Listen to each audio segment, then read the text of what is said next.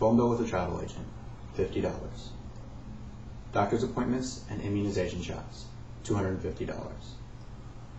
Multiple city airfare, flying around the world, $2,400. Being able to say I fed wild orangutans, climbed 2 volcanoes, and gone bungee jumping, and that's priceless.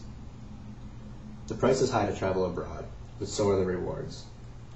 As a recent international traveler, I've seen the highs and lows of traveling abroad, and I think it's important to understand that process. To travel effectively and safely, you need to plan in advance properly, research your destination, and understand and abide by the safety protocols. If you don't plan in advance, you could find yourself like I did, in the middle of the night, halfway around the world, where nobody around you speaks English, and it's not fun at all. First items you need to think about are your travel documents.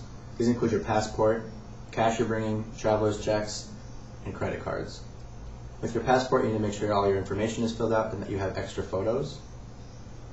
And with your cash, you need to decide how much you'll need at airports and in the other countries. You also need to contact your bank to tell them that you'll be traveling abroad, so that when they see foreign transactions on your statement, they won't suspend your accounts. You need to make and bring a travel itinerary. You need to give them to the customs in each country, otherwise they may not let you in. You want to leave copies of these at home and some in your luggage in case of an emergency. Your next items, you need to prepare your medical preparations. You'll need to research a country or countries you'll be visiting and make doctor's appointments.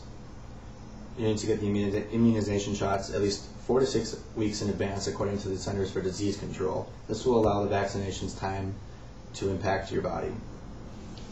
Since you're already making doctor's appointments, it may be a good idea to get a physical as well, just to ask the doctor personal questions about your own illnesses and sicknesses that you may incur on your vacation.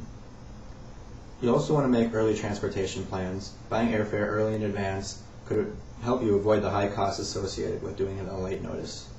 You also want to book any hostels or hotels early to avoid any scrambling at the end. According to Mark Williams, writer for the Associated Press, in a June 24th article, in the upcoming year, declining airfares should bolster air travel about 5%. So you'll be seeing those cheap tickets fly off the shelves faster than they have been even this year.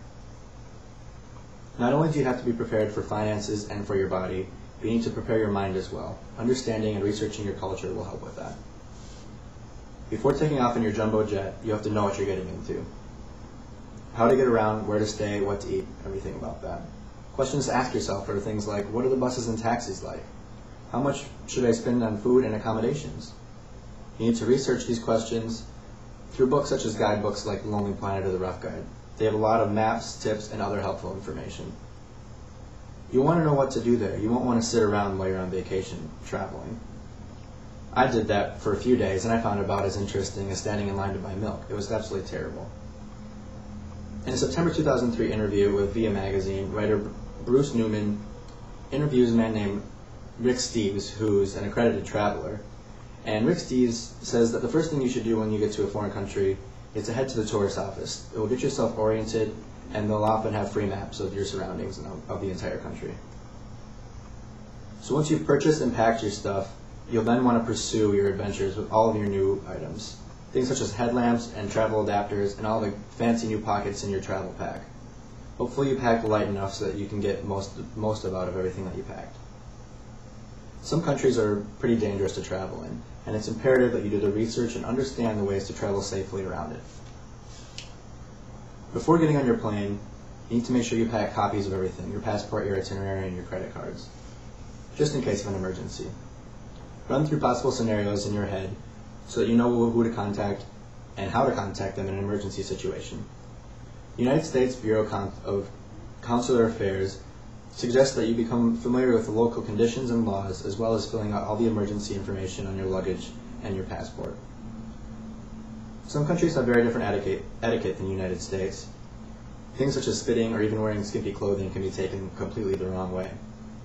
You must abide by the customs and try not to appear too touristy in some of these destinations, otherwise you could become victimized easily.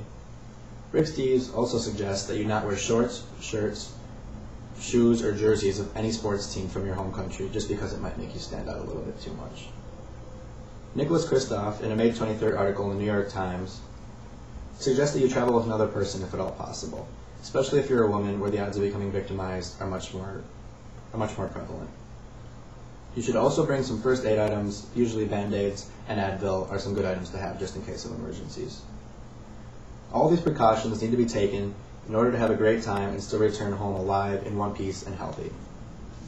By planning well in advance properly, researching your destination, abiding by the safety precautions, you can be sure that your travel experience will be well worth all the money and effort that you put into it.